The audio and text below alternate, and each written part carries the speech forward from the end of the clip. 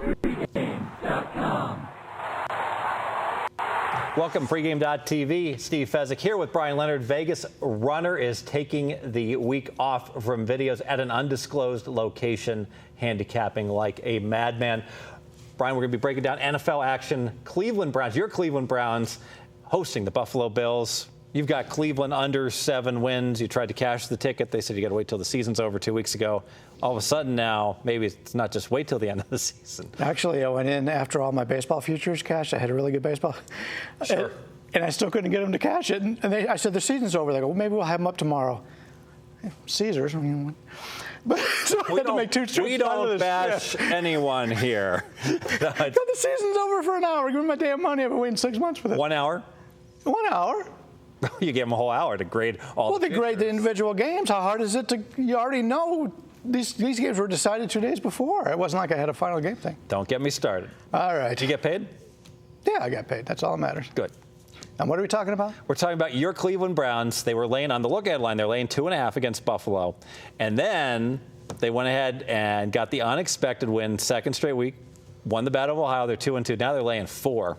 It's getting more expensive. I'm going to have a free play on this game.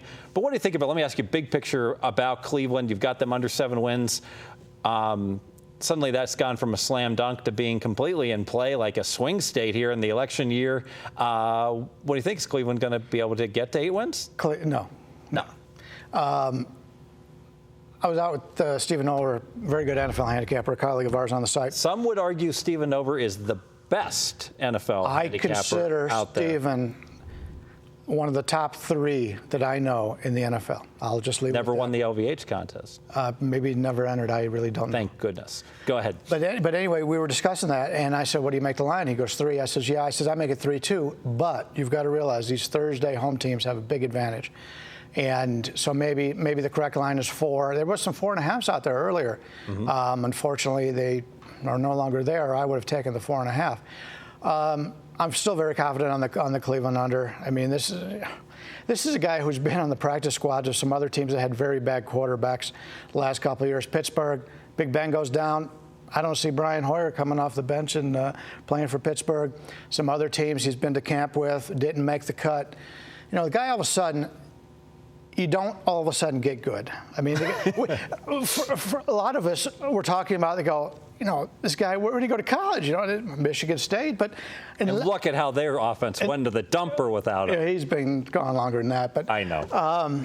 But it just tells you the guy came out of nowhere, and you know this isn't who's the Rams guy, the grocery. This isn't Kurt Warner. Kurt Warner. I don't think this is a Kurt Warner situation. So, you know, I didn't think highly of the Browns before.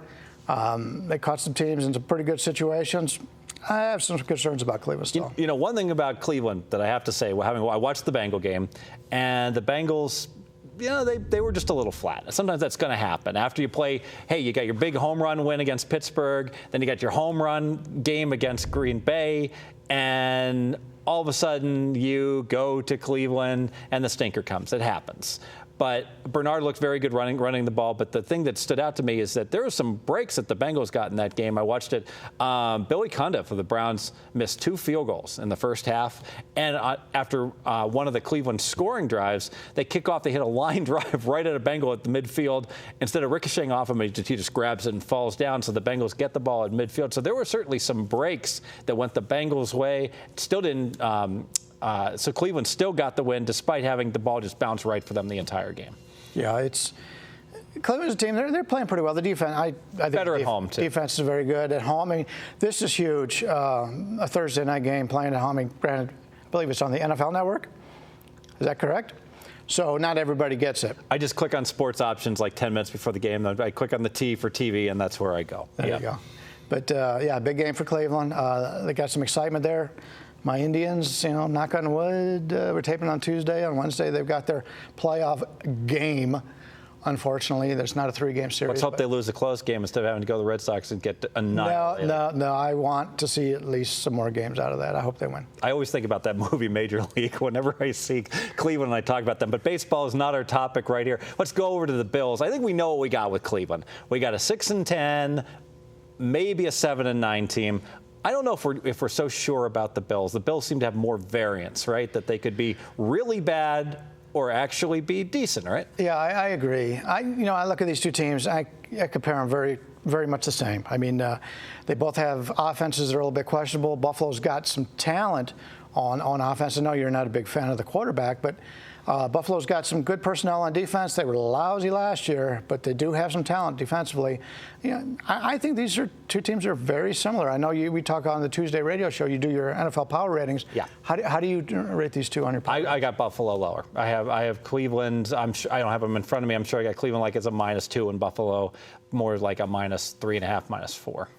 You think there's a 1.5, 2-point differential? I do. I wouldn't agree with that, but I'd say 0.5 point to 1, but we'll see. Yeah, I think part of that is that I think as the year goes on, Buffalo is going to get worse when Manuel has to start playing in cold weather. That was a big part of my fade Buffalo handicap.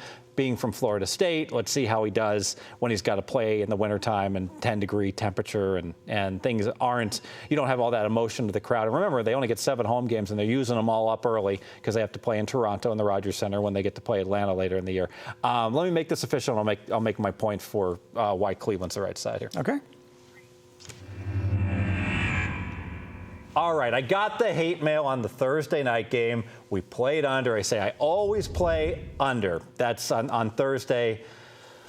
And San Francisco, somehow the game goes over against the Rams with some funny business at the very end. So hopefully we have a winner on this Thursday night game.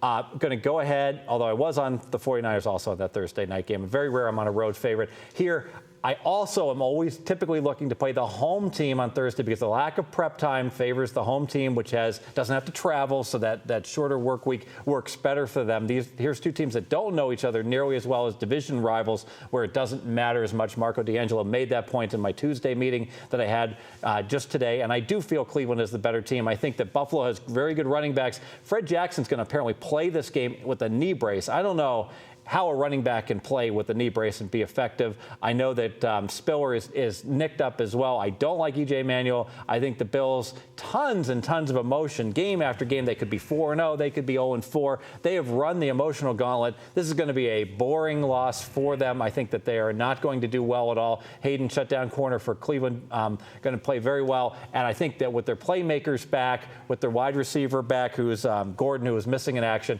and also with Cameron playing out of his mind, they do have some playmakers. If Hoyer could just be workmanlike, I do think they can grind out a 6 to 7 point win. And one thing I like about Cleveland as a favorite, I know they're stepping up in class. They're not used to this. They will slam the back door shut. They have the defense that if they can get up 10, I am confident Buffalo won't get in the end zone, Brian. They don't get up 10 very often, and that's my only concern. They do not get up 10 very often. And even when they beat the Bengals, that was a situation where they got the pick six. They got the defensive score when they're up 4 to go ahead and extend it. But then the defense at Cincinnati didn't have any chance to get back within the game. So the defense shut the door. I think that they can well ride the momentum, get it done again. We'll raise the Browns up.